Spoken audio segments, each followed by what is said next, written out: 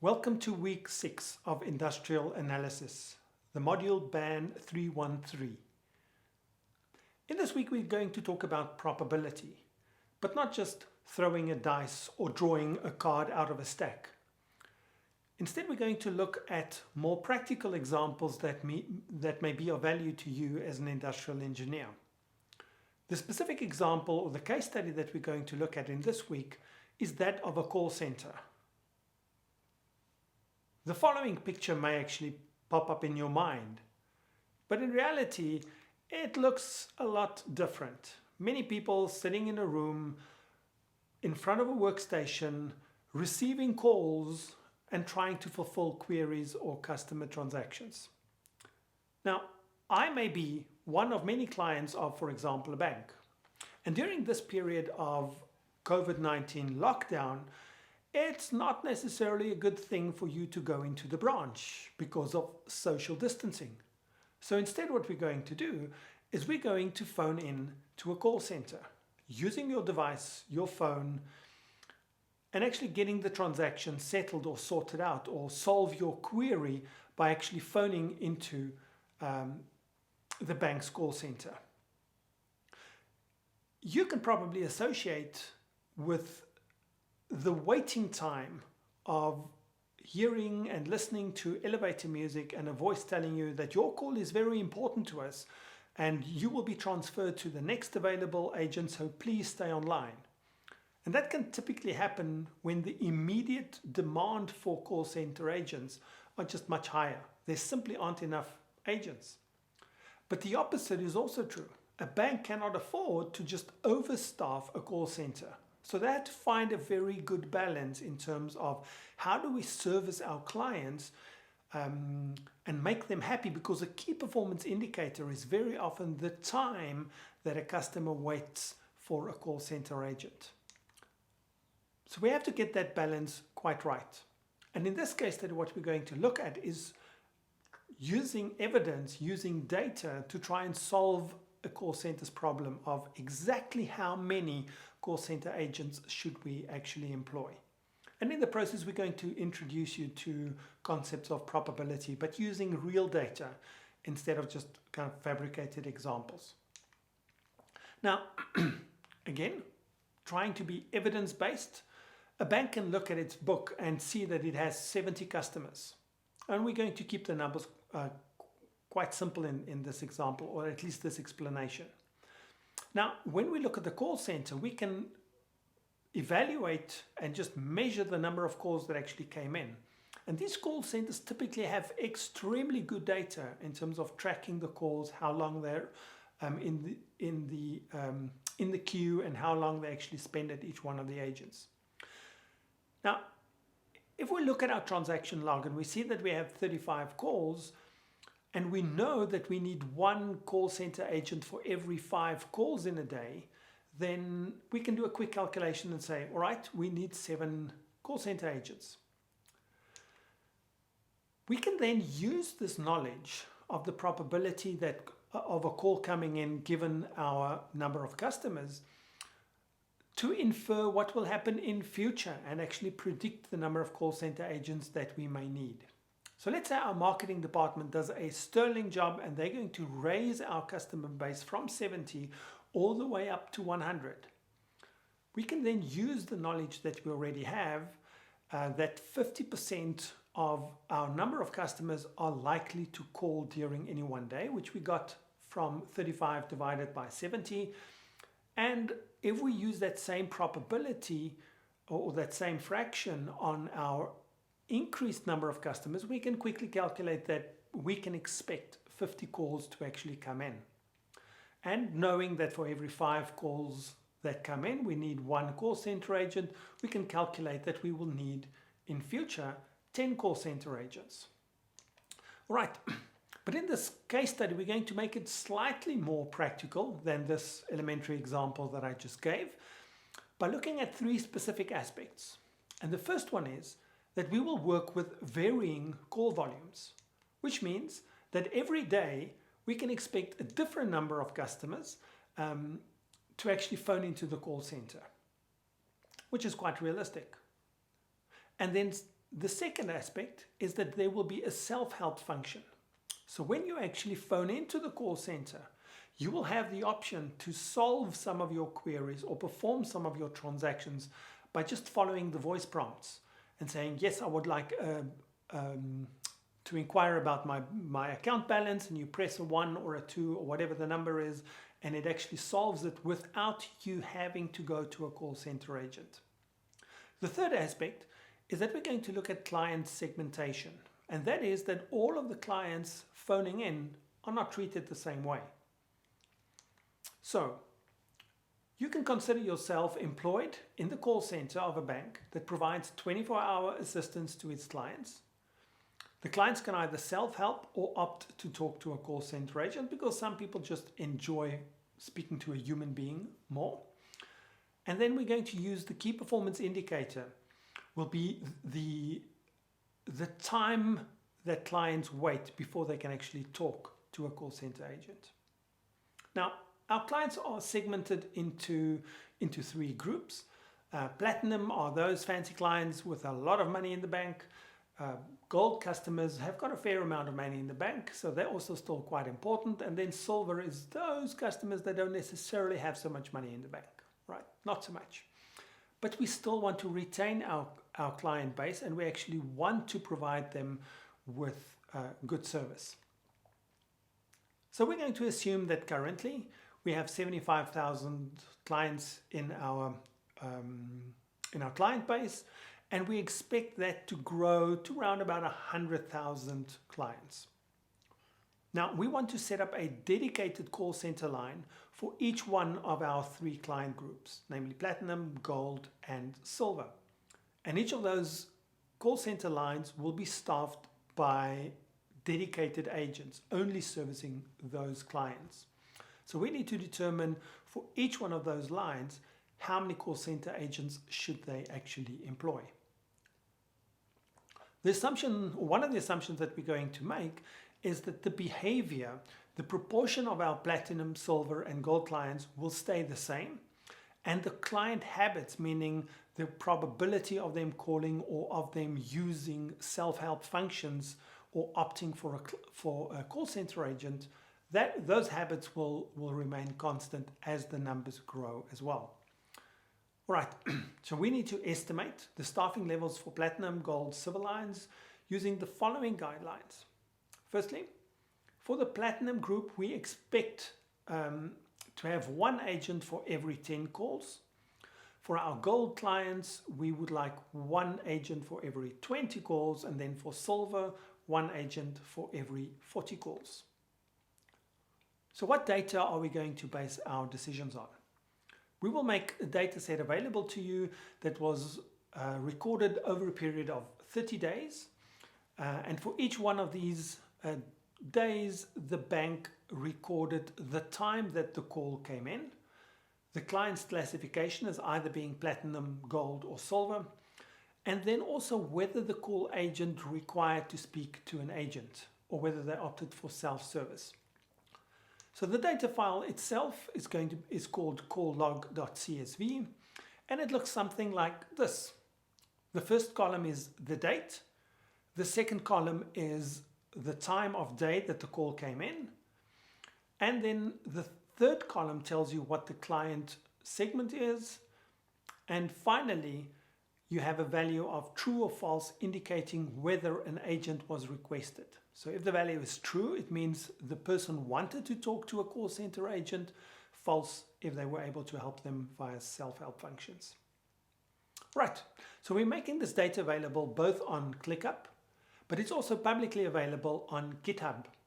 And if you navigate to github.com/IE-UP or -UP/ban313, you'll be able to access the data for the different weeks on there as well. And you'll see in the code demonstrations how we're trying to accommodate you while not being on campus itself.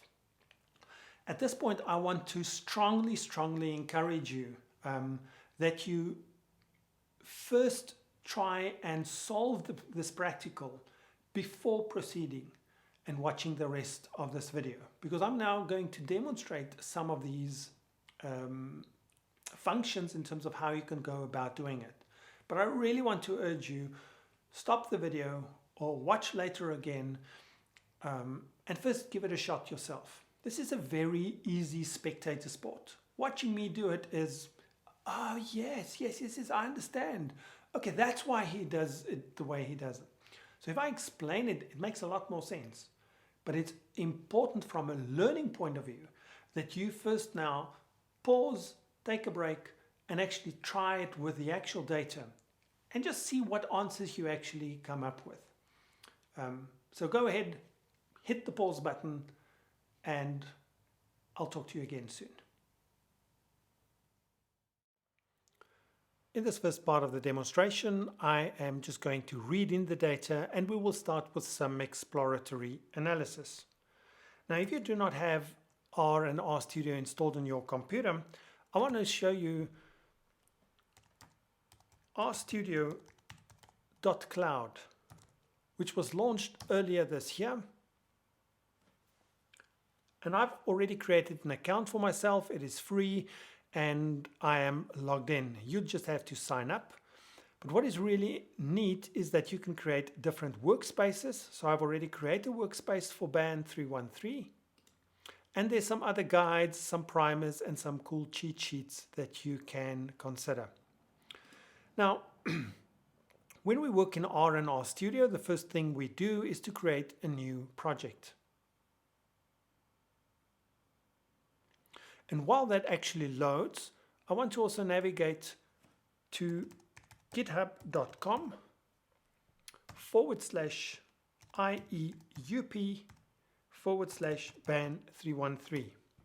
And it'll take you to a public repository that we've created specifically for this course for industrial analysis. And there will be a data folder, and inside the data folder, at this point there's only one, but in the future there might be more, specifically looking at week 6 data. And there you will find the PDF file that you need for the lab session, and the call log file is publicly available as well. So I'm going to click on the call log file, and it opens up in a new view, but it will not show the actual raw data because it is about 1.8 meg, so it's a little bit large to view in real time. So what I'm interested in is this link, view raw data, but I'm going to right click on it and just copy the link address. Going back to RStudio, it has now created our project. I'm going to call this week 6, and I'm going to create an R script file for myself, which I'm going to save as week 6 as well. And it shows up here under my files. Just add a comment.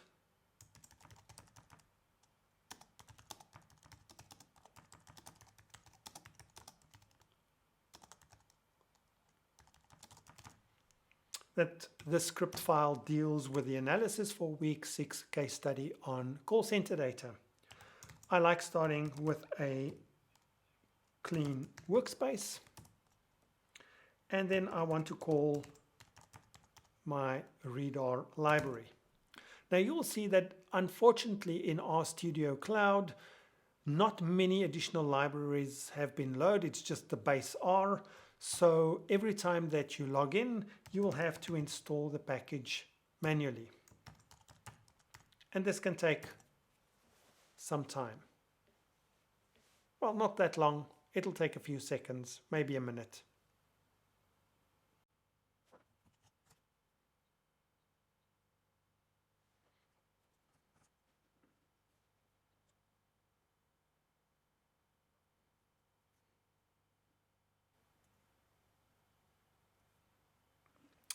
Right, and once it's done, we can call the library.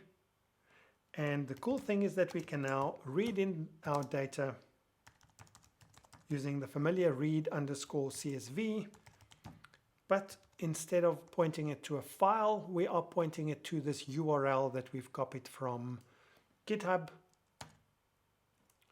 And when we read it in, it tells us that there are 57,194 records And if we expand it, we see that it read in the date of the call, the time of the call, the client type, as well as the number of agents, or whether, sorry, not the number, but whether agent was requested for that particular call. So this is an online version of R that if you don't have access to a computer, that you can still run all of your R code, even if you just have a smart device. All right, but I'm going to go over and go back to my desktop application and let's carry on there. Again, going to create a new project.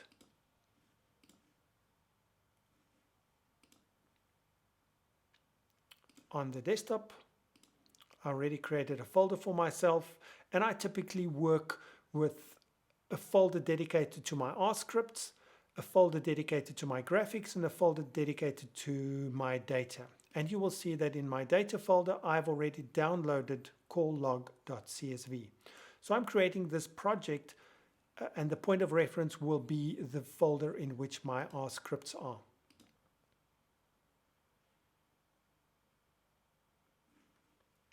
Creating a new R script called again week 6. Give myself a comment.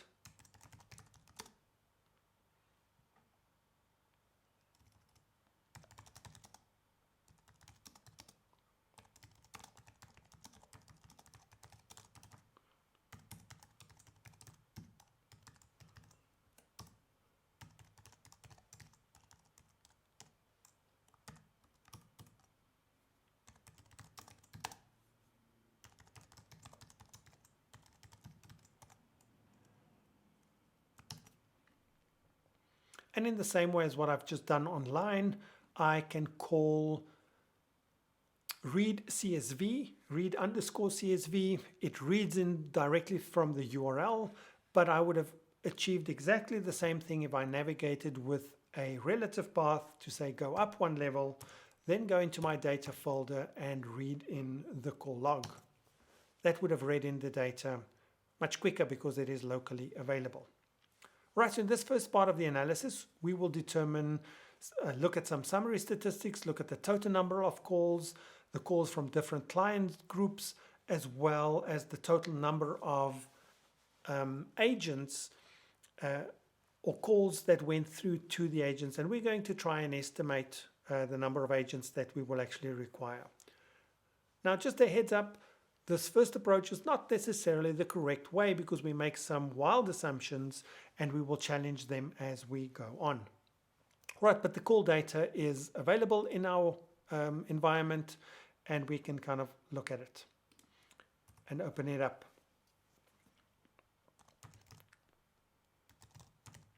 So the total number of calls is just the number of rows.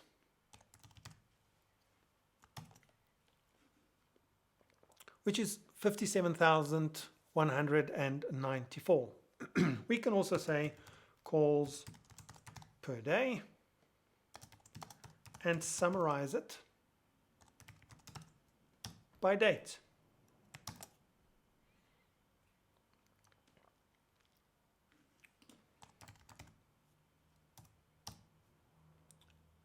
And a much nicer way to look at this would be to draw a bar plot of the calls per day. And we see in the graphic that it seems to be fairly constant over the 30 days. We can also have a look at a histogram.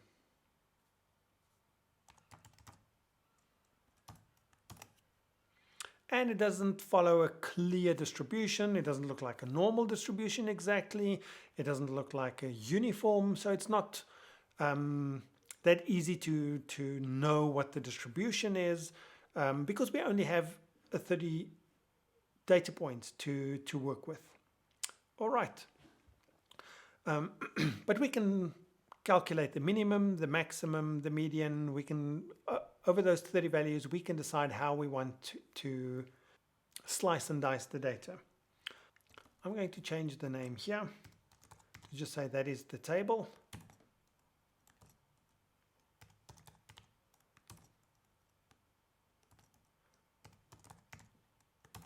if we want to have a look at it, so that we can have a calls per day, which then we decide is the median value of the calls per day in the table.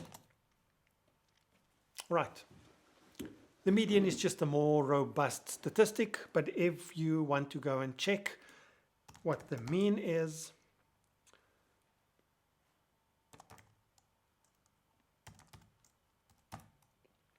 you will see that it is very similar, so we're dealing at least with a symmetric distribution here. Right. We can also calculate the expected growth, which we know is in future going to be 100,000 clients. Currently we have 75,000 clients, so we're looking at a growth factor. Maybe that's better to say growth factor of 1.33. So we can then estimate that the calls per day in future will be the calls per day that we have right now multiplied by this growth factor. So we see that in future we can expect about 2,544 calls on a daily basis. Now a different way of slicing the data would actually be to look at the calls per day and also per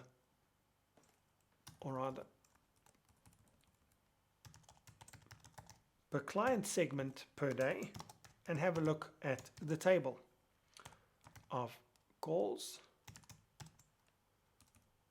Firstly the client type, and then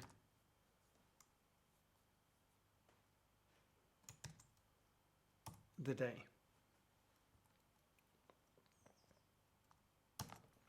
Right, we can have a look at a bar plot.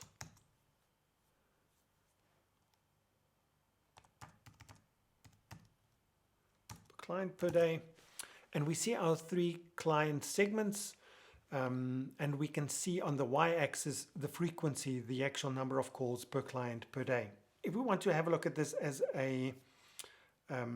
proportions, and we want to make sure that for any day the proportions add up to 1, we can say call that should have actually to be called table.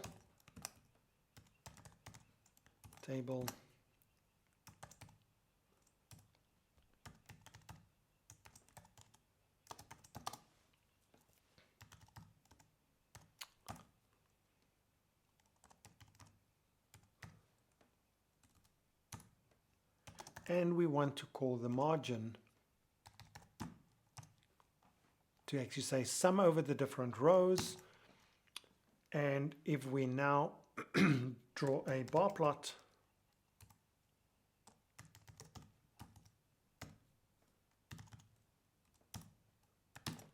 we can actually see that the proportions always add up to 1 because of that margin equals 2 argument that we've actually added. All right, so since the proportions are very similar, if we want to actually have a look at what this table kind of looks like, we can just calls per client per day. Let's have a look at the. We see that it gives us in the first row the gold, and then the platinum, and then the silver. So we can call the summary statistics for any one of them. We can, for example, say summary. Let's work with the platinum. That's the second row. Calls per client per day. And we're interested in the second row, all of the values. And we can see that it varies between 37.27 and 39.64%. Again, median and mean is the same. So since now it seems to be consistent over all of the days, just summarize this as calls per client per day, or just calls per client.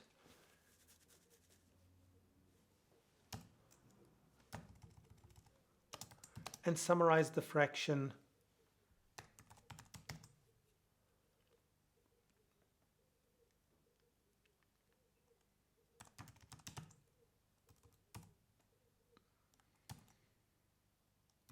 again, that should have been table, and then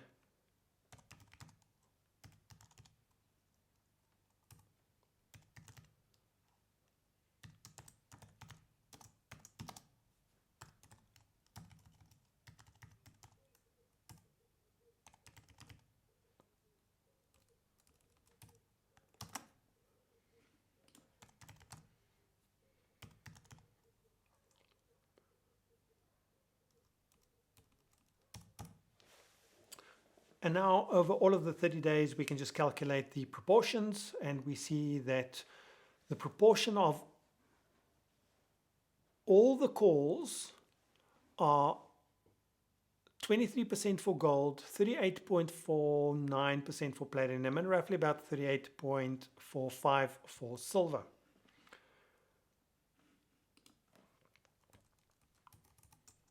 Right, so we can then probably argue that the calls, and we see that the gold is given first, then platinum, then silver. So calls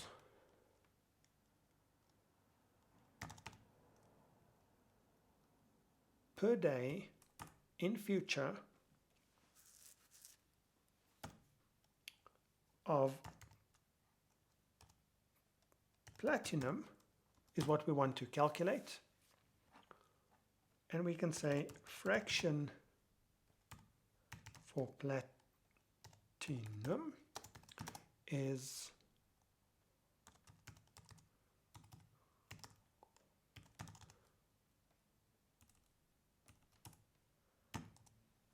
platinum is the second value. The first value will be gold, and the third value will be silver. So we just change the names here, silver and gold.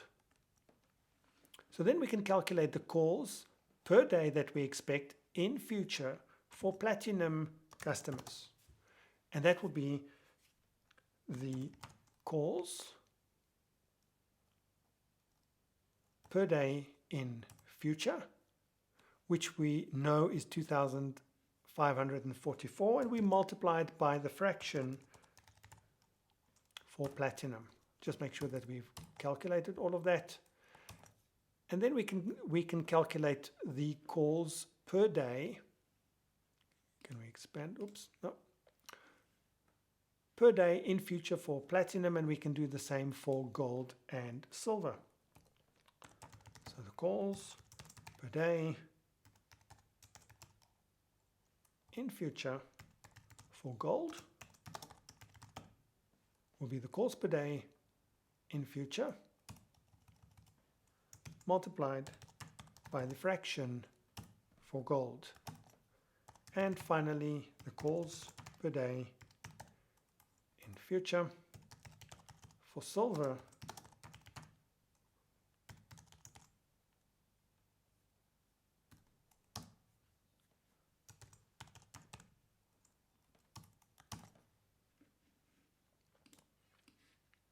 and we can execute any one of these values and see what the total number of calls are that we can expect for each one of our categories. All right. So the last thing that we may want to investigate is to now know of these calls, only a certain proportion goes through to actual call center agents. So we may want to say, right, let's look at the data and we see whether over the course of the 30 days, the fraction of calls that are actually going through to the agents, whether that remains constant. So we can say calls, right,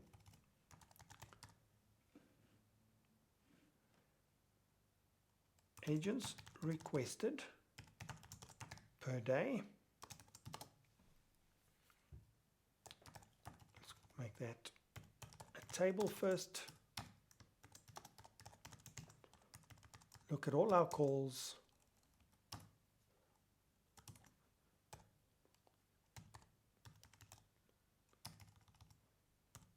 No, not a box, sorry, a bar plot.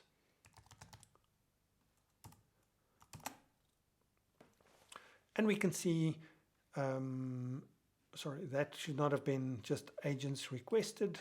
It's the agents requested by day first. That's better. And now we can actually see that it looks as if it stays fairly constant. If we want to know what those proportions are, we can say agents requested per day, but now we call this a proportional table.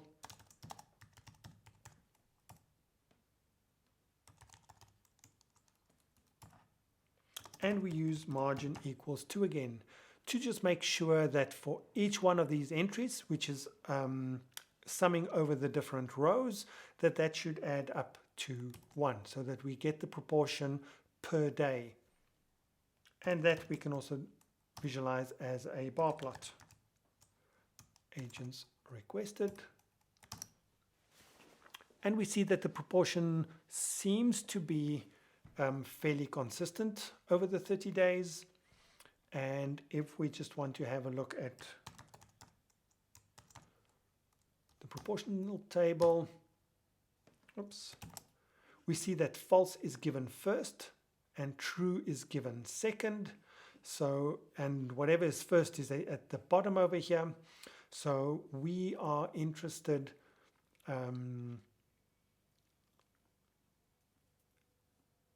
in the summary statistics for the proportional table, and we're interested in the second row. So we're interested to have a look at how many of the calls are going through to call center agents, and we see that it varies between 53.84 and 56.78%, but again the mean and median is fairly close to one another, so it is at least a symmetric distribution.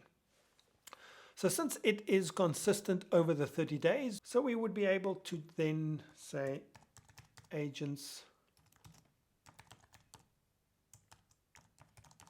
requested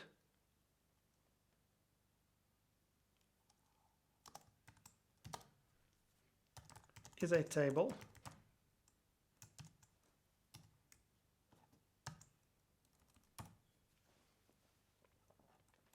that we can kind of summarize over the entire 30 days.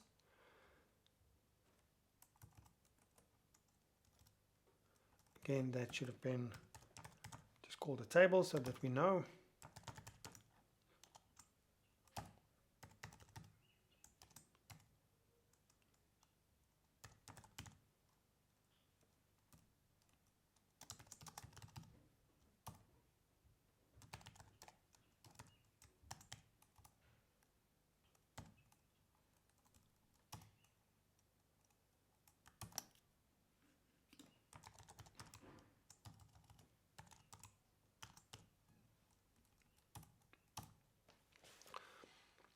And we actually see that the proportion of agents, of calls that goes through to agents is roughly about 55.36%, which is the same as what we've observed when we kind of looked at the mean. So we can change it to the mean or the median, or we can just summarize and actually just work with that particular value.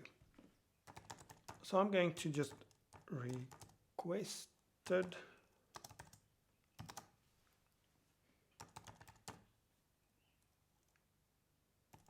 take the probability table, take the second value to say that is the proportion of agents of calls for that actually requires an agent. So now we move towards kind of the end, where we know for each one of the agent types how many calls can we actually expect, calls per day in future for platinum, gold and silver. Of those calls, we now know how many of them actually requires an agent, which means we can actually calculate the different agent types. And that would be agents required for platinum would be the calls per day in future for platinum multiplied by agents requested.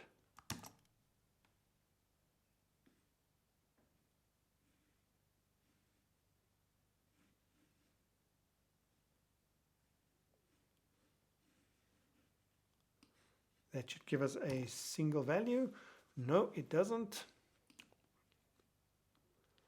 Why is agents requested? Check, that still gives us. Did I execute that line? Ah, that's why. Sorry, I didn't execute this line. I need to overwrite that value.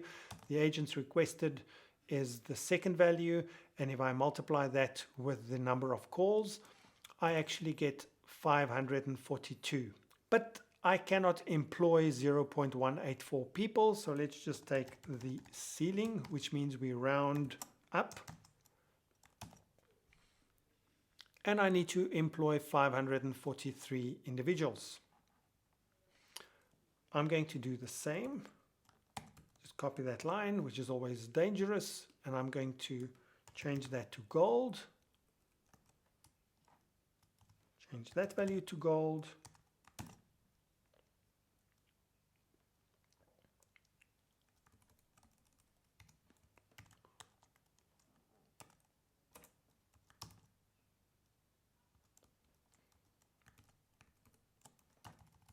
And finally to silver.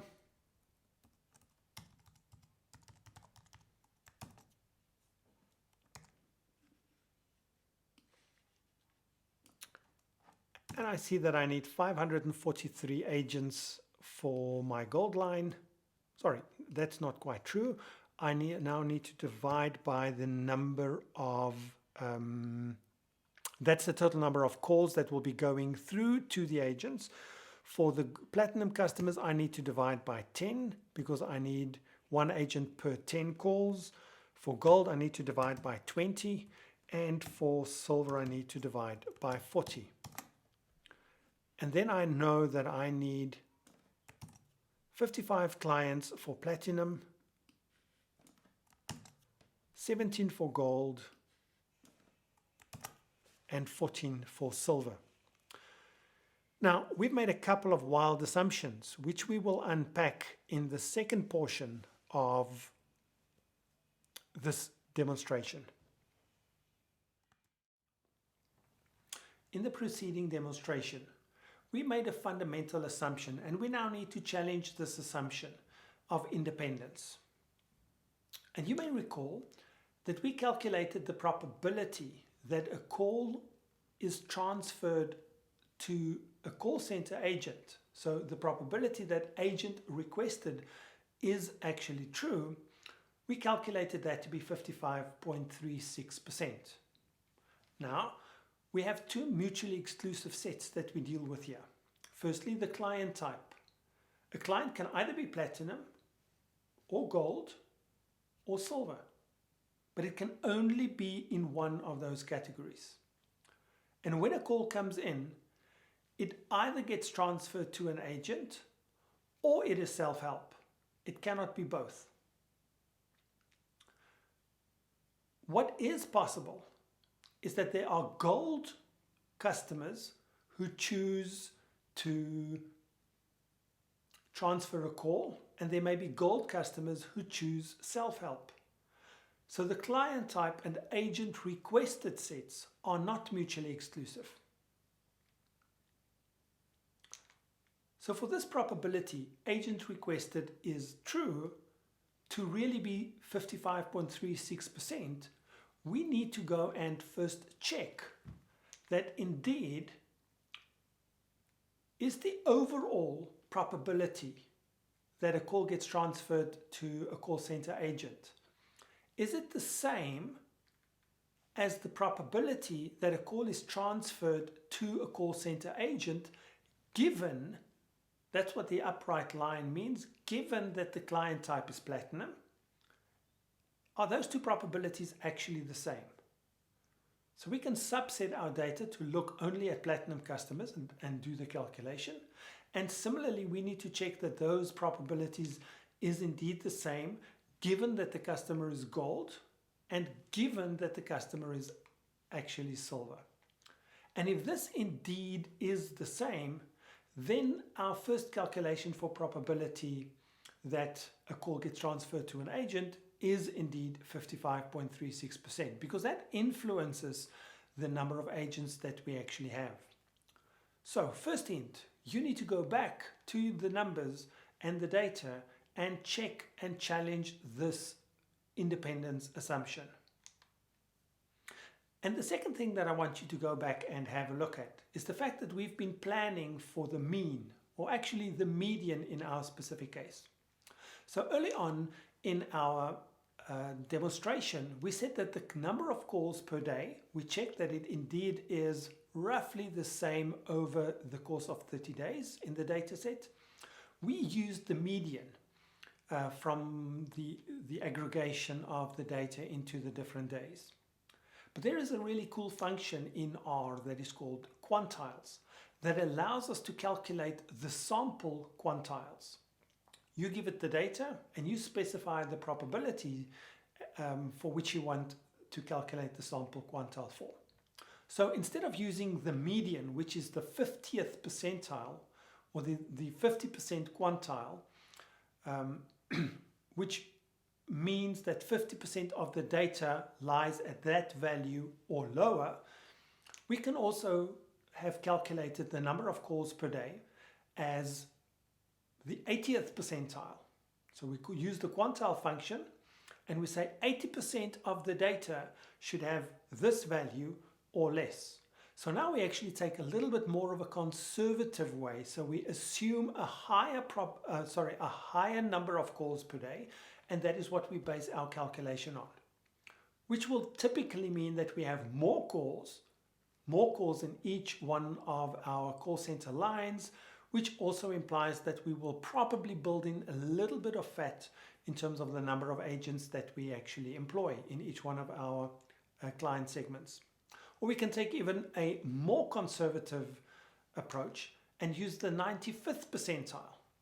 So we would be able to deal with 95% of all the typical days that actually come in or that we've experienced in the past, and be able to accommodate the customers according to our service level agreement. So there are two things that I want you to go back and challenge. And these are the two typical questions that I'm going to focus on in the assignment for week 6. But this brings us to the end of dealing with probability and conditional probabilities, and have fun playing with the data, slice and dice it, and see what the effect is if you change your assumptions on the effect of the actual business decisions that you take. Enjoy.